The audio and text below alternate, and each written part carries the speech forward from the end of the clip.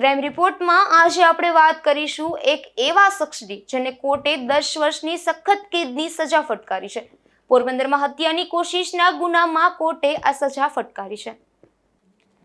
પોરબંદરની ચોપાટી મેદાનમાં ઝૂંપડું બાંધીને વસવાટ કરતા મનોજ બાબુભાઈ સોલંકી નામના આધેડ પર હત્યાની કોશિશનો આ હુમલો થયો હતો, જેમાં 25/8/2018ના રોજ થયેલા જીવલેણ હુમલાની ઘટનામાં વાત એવી હતી કે તેની બહેન કારીબેન પણ તેના ઝૂંપડા નજીક જ ઝૂંપડામાં રહે છે, જેને તેનો બનેવી માનસિંગ રામા દાફડા ઘણા સમયથી ત્રાસ આપતો હતો।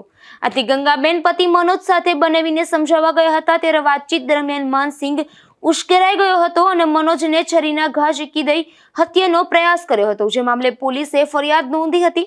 આ કેસ કોર્ટમાં ચાલી જતા પ્રોસિક્યુશન તરફે પબ્લિક પ્રોસિક્યુટર સુધીરસિંહ બી જેઠવા દ્વારા 25 દસ્તાવેજી પુરાવાઓ રજૂ કરવામાં આવ્યા હતા તથા 21 સાહેદો તપાસવામાં આવ્યા હતા, તેમજ સરકાર તરફે ધારદાર દલીલો કરવામાં આવી હતી, જે અનુસંધાને સેકન્ડ એડિશનલ સેશન્સ જજ પીએચ શર્મા દ્વારા આરોપી માનસિંગને 10 વર્ષની સખત કેદની સજા તથા ₹20,500નો દંડ ફટકારતો હુકમ કરવામાં આવ્યો છે।